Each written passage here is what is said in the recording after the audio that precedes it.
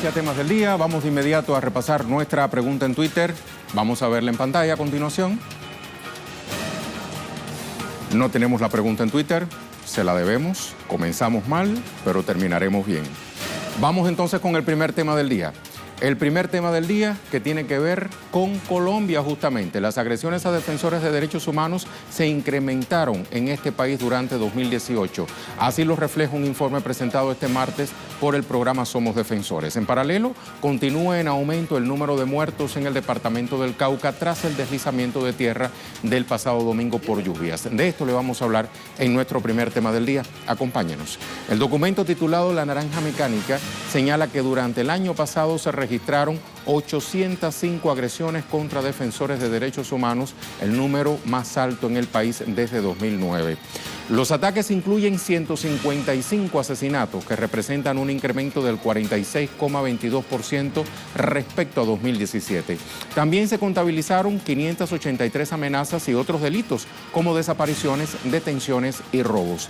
Quienes elaboraron el informe agregaron que esta situación refleja la impunidad en que permanecen las agresiones a los defensores de derechos humanos en Colombia. Eso no quiere decir que sea cierto lo que el fiscal viene diciendo desde hace un año y medio, y es que el esclarecimiento de los casos de asesinatos contra personas defensoras de derechos humanos ya llega al 55%, al 57%. Hemos hecho una comparación, el esclarecimiento lo dan las sentencias ejecutoriadas con condenas o no, o absolutorias de casos ya juzgados. Y nosotros encontramos que a febrero la Fiscalía tenía 22 casos ya con sentencias. Y hace poco el fiscal le mandó una carta a la fiscal del Corte Penal Internacional diciendo que son 151 casos esclarecidos. Eso no es cierto, porque solamente hay 29 sentencias. Nos amplía esta información Tatiana Portela, desde Bogotá, en nuestra corresponsalía. ¿Cómo estás, Tatiana? ¿Qué otros datos aporta este informe de la Naranja Mecánica? Un saludo para ti, Rey, y para todos nuestros televidentes. Pues bien, lo que usted ya advertía, según este informe de Somos Defensores, el 2018 fue el peor año para los asesinatos en contra de líderes sociales y defensores de derechos humanos. Lo que dice también este informe es que la violencia contra la mujer fue exacerbada y permanente, tanto así que desde 2018 hasta el 2019 se registraron, en lo corrido que va de este año, se registraron más o menos 305 asesinatos en contra de lideresas y defensoras de derechos humanos. A eso le agregamos que son varias las críticas que se le hace al plan de oportuno, al plan Atención de Oportuno, que ha liderado el gobierno de Iván Duque y que sugiere que es la medida que va a empezar a proteger a estos líderes sociales. Sin embargo, hasta el momento no ha frenado esos crímenes de lesa humanidad. Son varias las aristas que ellos ven y las críticas que le hacen. Primero, que es una institución o un mecanismo que se ha enfocado en militarizar, pero también a eso se le agrega que no se ha concertado con las comunidades las medidas de protección. Es decir, no se le ha preguntado a todos aquellos que han sido víctimas de estas amenazas e incluso personas allegadas a estos líderes que han sido asesinados, cómo deben ser las medidas de protección. A eso también se le suma que la protección, según ellos, no solamente debe ser física, sino debe ser política para poder desarrollar sus acciones frente a la defensa de los territorios de manera integral. Y por último, lo que señalan y lo que ven con mayor preocupación es que este plan de atención oportuna, según Iván Duque, debe también contar con una etapa de no estigmatización, pero no estigmatización no contra los líderes sociales, sino contra el Estado, lo que para ellos pues no refleja lo que pasa hoy en día a día, pues los que están siendo asesinados son los líderes sociales, y a eso le asuman que por supuesto el Estado colombiano tiene todas las herramientas para poder dar a conocer cuáles van a ser los planes del gobierno nacional o del Estado colombiano en general. Y frente a eso tenemos que decir que incluso dicen que mientras aumentan los asesinatos de líderes sociales, pues ya usted lo decía, la impunidad continúa rampante. Y es tanto así que lo que dicen las organizaciones de derechos humanos es que a pesar de que el fiscal ha insistido ante la Corte Penal Internacional que los casos de investigación, incluso condenas, han aumentado, es decir, que vienen dando varias ayudas a estos asesinatos de líderes sociales, él dice que son 113 casos en el 2018 que lograron adelantar. Sin embargo, solamente se han dado en el 2018 20 condenas, es decir, que lo que dicen organizaciones de derechos humanos es que el fiscal lo que hace es un recuento de personas capturadas e incluso esas personas capturadas que ya están muertas, pero que no hay un reflejo frente a quiénes son los asesinatos o los victimarios de esos asesinatos de líderes sociales, tanto a nivel intelectual como material, Rey. Tatiana, muchísimas gracias por todos estos datos que nos acabas de ofrecer. Hasta la próxima. Tatiana Portela, directamente desde nuestra corresponsalía en Bogotá. Le invitamos entonces a resumir aquí cifras que aporta este informe. Los tenemos también de manera gráfica. Un promedio de 2,2 defensores fueron atacados por día en 2018. El 55% de estas agresiones fueron atribuidas a estructuras paramilitares, el 33,5% a desconocidos, el 4,2% a la fuerza pública, o sea, policía y ejército. Y en el informe igualmente se explica que en el 81% de los departamentos colombianos se han registrado asesinatos a defensores de derechos humanos. Tenemos más información de Colombia. Ascendió a 32 el número de víctimas fatales a causa de los derrumbes, los deslaves, para decirlo con más precisión, en el departamento del Cauca. La cifra de muertos fue confirmada por las autoridades, que también detallaron que brigadas de la Policía, Defensa Civil y la Cruz Roja mantienen las operaciones de búsqueda de cuerpos en el municipio de La Rosa, que fue afectado por el alud de tierra del pasado domingo. Al menos 16 víctimas ya fueron identificadas, entre ellas se encuentran hombres, mujeres y niños.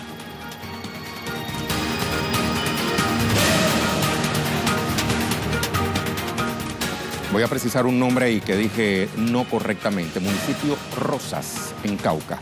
Ahora sí, tenemos la pregunta del día. Según esta organización, Somos Defensores, en 2018 se registraron 805 agresiones a defensores de derechos humanos, incluidos 155 asesinatos. De enero a marzo de 2019 hubo 245 agresiones, o sea, 66% más en comparación con igual periodo de 2018. Dada esta información, le preguntamos, ¿qué le demuestra al mundo el Estado colombiano con estas cifras? Opine, participe. La imagen del día se genera en Rumanía, en una protesta de trabajadores frente a la embajada sueca en Bucarest. Son obreros de la fábrica de electrodomésticos Electrolux en Satu Mare. Demandan a la compañía que aplique los mismos estándares y los mismos principios en todos los países europeos, incluida Rumanía. Con estas imágenes, a la pausa.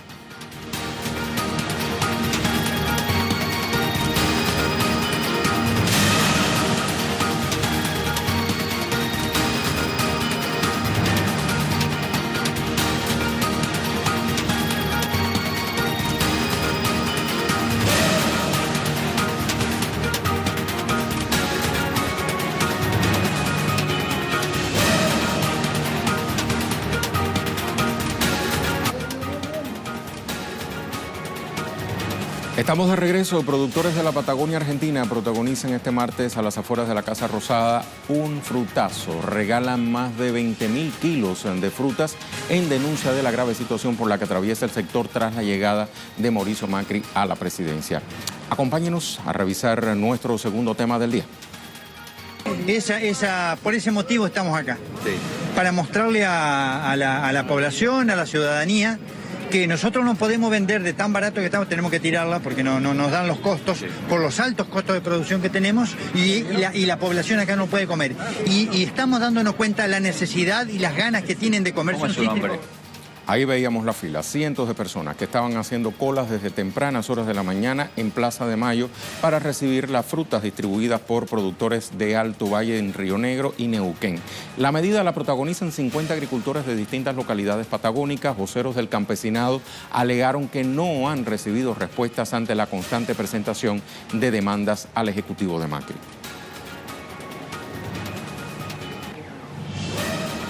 Edgardo Esteban nos amplía desde Buenos Aires. Edgardo, en este contexto se anunció un acampe, además, a las apuertas del Ministerio de Desarrollo Social contra las políticas del gobierno de la Alianza Cambiemos. Cuéntanos. Te saludamos y saludamos a toda la audiencia de Temas del Día. Dos importantes actividades se desarrollaron en la ciudad de Buenos Aires en contra de la política económica que está implementando el gobierno del presidente Mauricio Macri. Por un lado, movimientos sociales hicieron una jornada nacional de protesta con una movilización hacia el Ministerio de Desarrollo Social para exigirle soluciones concretas a las dificultades que están teniendo los sectores más vulnerables del país, esta crisis que se va acrecentando con una inflación que es prácticamente indomable, pero también en lo que significa la situación de la falta de trabajo, despidos que se van multiplicando a diario y que van buscando justamente alternativas y salidas en lo que es visibilizar esta movilización que también se anticipa puede ser también un acampe en las afueras del Ministerio de Desarrollo Social hasta que el gobierno de Mauricio Macri dé soluciones concretas. Por otra parte, productores, particularmente del Alto Valle de Río Negro, en la Patagonia Argentina, se han movilizado hasta la Ciudad de Buenos Aires para regalar 30.000 kilogramos de fruta, para mostrar también las dificultades que está teniendo la producción de alimentos. En este caso es más barato y más rentable regalar que hasta la propia venta, porque en la terciarización hay una diferencia, el que gana aquellos comercios, aquellos especuladores, pero que no le pagan justamente a este productor que está teniendo pérdidas desde hace bastante tiempo y a partir de las exigencias y de los reclamos al gobierno de Mauricio Macri prácticamente le ha dado las espaldas.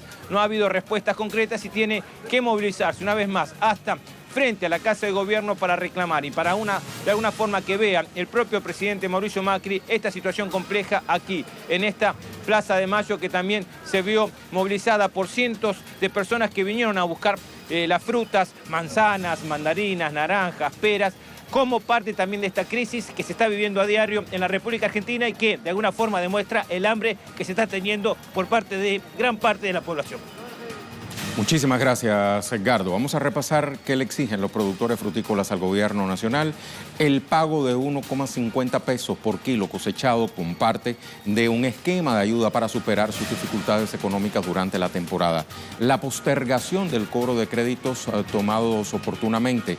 También políticas que permitan sostener esta actividad que todavía no logra establecerse en el contexto de la crisis.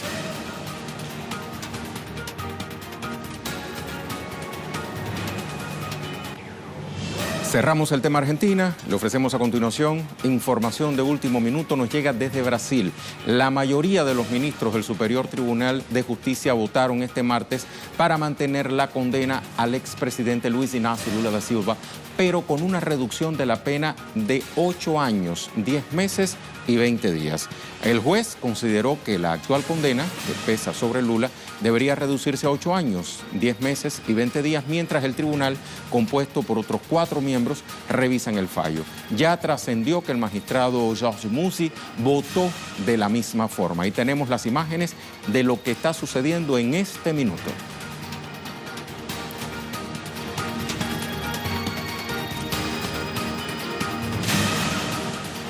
Le hablamos ahora de otros temas que también son noticias este martes. Revisamos las cuentas Twitter de nuestros corresponsales.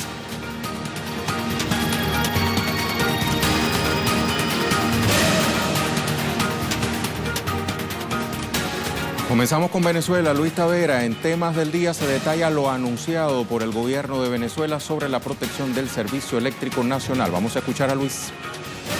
Un saludo para ti, para la audiencia que sintoniza las pantallas de Telesur. El vicepresidente para la comunicación, Jorge Rodríguez, ofrecía detalles con respecto a la detención de 5 personas involucradas en los ataques físicos que se perpetraran en contra del suministro eléctrico nacional. También decía que en menos de 2 años, más del 60% de las bases de electricidad en Venezuela han sufrido ataques y esto venía formando parte de un plan minuciosamente orquestado, como lo detallaba él, por parte de la administración de Estados Unidos, quienes buscan quebrantar la tranquilidad de los ciudadanos, creando esta zozobra y no permitiéndole acceder a los servicios públicos como es la electricidad y también el agua potable. Mientras todo esto sucede, los trabajadores de la Corporación Eléctrica Nacional y también de Telecomunicaciones se mantienen en debates y también en asambleas para plantear nuevas medidas que busquen proteger a los venezolanos y busquen proteger el suministro eléctrico y también de las comunicaciones para poder paliar y luchar en contra de los que en lo que ellos han calificado como una guerra directa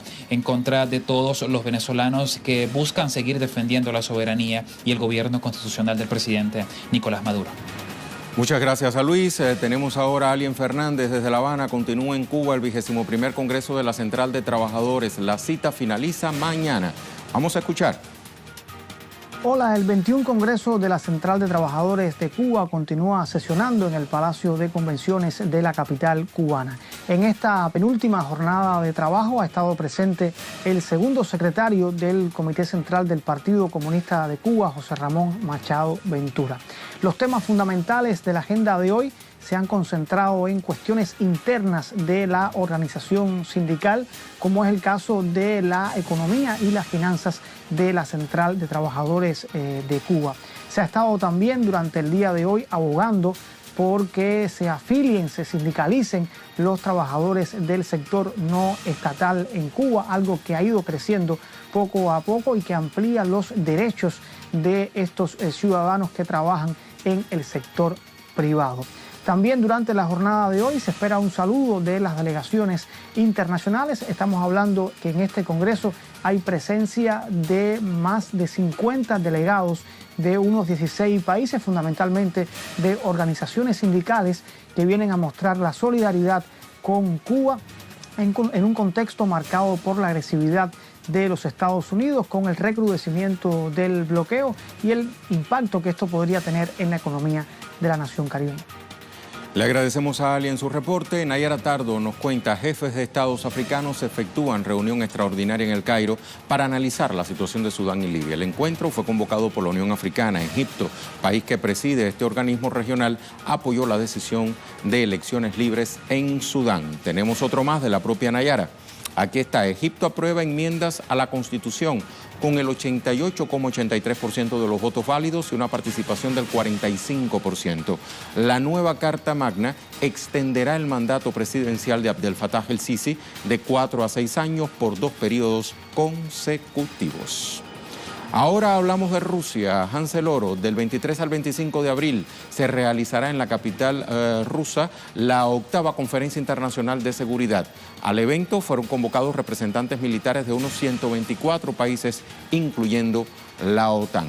Pasamos a nuestro tema en desarrollo.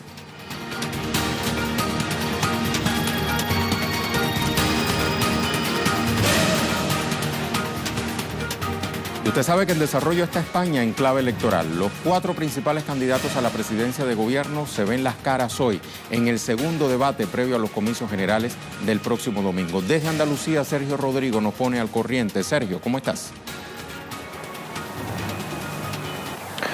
Muy buenas noches, Rey. Bueno, efectivamente, en estos momentos los 4 principales partidos llevan a cabo el debate en la televisión privada de España. Los principales candidatos de PSOE, PP, Ciudadanos y Unidas Podemos están debatiendo sobre diferentes asuntos, como por ejemplo la territorialidad, así como la economía, el desempleo, otras situaciones como por ejemplo la situación fiscal en España. Hay que recordar que ayer casi 9 millones de espectadores en España siguieron el debate electoral. Allí las grandes ausencias fueron las políticas sobre violencia machista, también la situación del planeta y las políticas ecológicas, así como, por ejemplo, la inmigración o, en todo caso, la situación de exclusión social. Hay que recordar que en este país hay una cifra de en torno al 30% de riesgo de exclusión social, algo que los partidos que estuvieron participando ayer en el debate apenas lo mencionaron. Como digo, cita electoral muy importante la del próximo 28 de abril. Este debate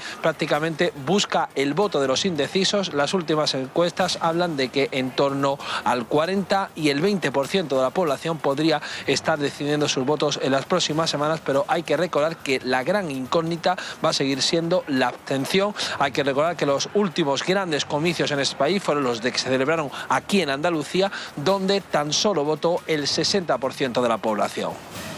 Muchísimas gracias, Sergio. Le decía, España está en desarrollo. Justamente en desarrollo está ese debate, el debate decisivo, como se le ha denominado en redes sociales. Vamos a presenciar algunos segundos. Una reforma constitucional, el presidente de la vivienda, es cumplir el artículo 47 de la Constitución para bajar los precios del alquiler y que ninguna familia tenga que dedicar más del 30% de su renta a pagar un alquiler. Señor Casado. Bueno, he perdido el turno anterior. Tengo que decir que al señor Sánchez que la desigualdad es cuando hay paro. La desigualdad se produce y la pobreza cuando hay paro. Si hay 3 millones de personas paradas que tienen que ir a casa de sus padres a coger una cama para abrirla y porque ya no tienen para trabajar, eso crea desigualdad y pobreza. Y claro, que el señor Sánchez hable de impuestos, esto es lo que el señor Sánchez propone en la subida de impuestos. Todos. El diésel, las estrategias financieras, la tasa Google, la base máxima y mínima de la cotización, el tipo máximo de IRPF, 6.000 millones de euros para los españoles. Ahora, lo que sí que ha sido de chiste es que hable de fraude fiscal. El señor Sánchez tiene 5 ministros bajo sospecha, más el que dimitió por sociedad instrumental Maxim Huerta. Tiene al señor Duque, a la señora Calviño. No es cierto, señor. Bueno, con 2 sociedades patrimoniales para no pagar impuestos. Y luego al señor Borrell con una multa de 30.000 euros por información privilegiada de Abengoa, que le dio la información el actual secretario de Estado de Energía. Y también a la secretaria de Estado de Deporte con una sociedad patrimonial y a la señora Cela ocultando patrimonio, que esto es como la aloe vera. Cada vez que investigan al gobierno de Sánchez encuentran más propiedades. Que hable usted de fraude fiscal es una auténtica broma. Pero también hablábamos de la vivienda. Del alquiler, le preguntábamos por el alquiler en concreto. Una ley antiocupación hace 2 semanas, dejando muy claro que queremos recuperar el tipo penal que tenía el Código Penal del Partido Popular, de manera que un ocupa se puede enfrentar a penas de prisión de 1 a 3 años. El Partido Socialista lo dejó simplemente en una falta, que ahora con el nuevo Código Penal es una multa. Y además vamos a dotar a la Policía Nacional y a la Guardia Civil para que de 12 a 24 horas pueda desalojar a las personas que han ocupado una vivienda, como también estaba en la legislación del Partido Popular. La vivienda al final no es una cuestión de regular e intervenir, es de dar seguridad al arrendatario, para que entonces pueda poner en el mercado de alquiler.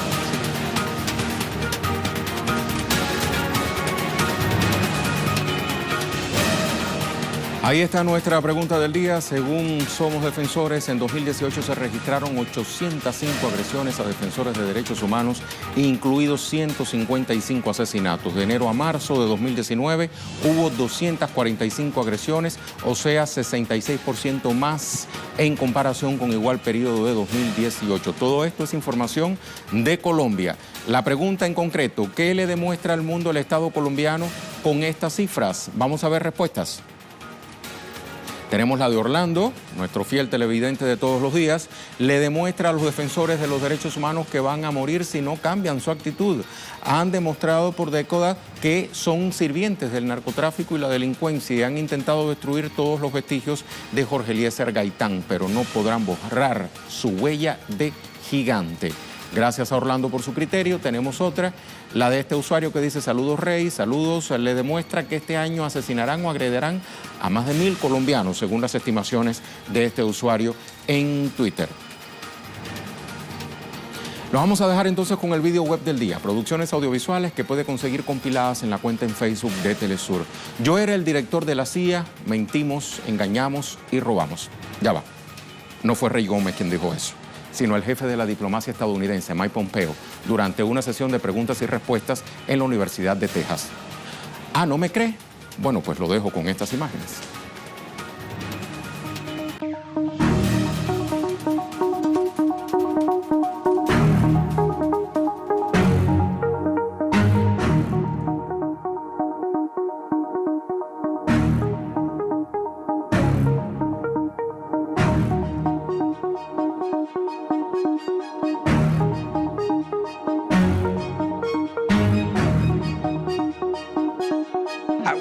I was the CIA director. We lied, we cheated, we stole.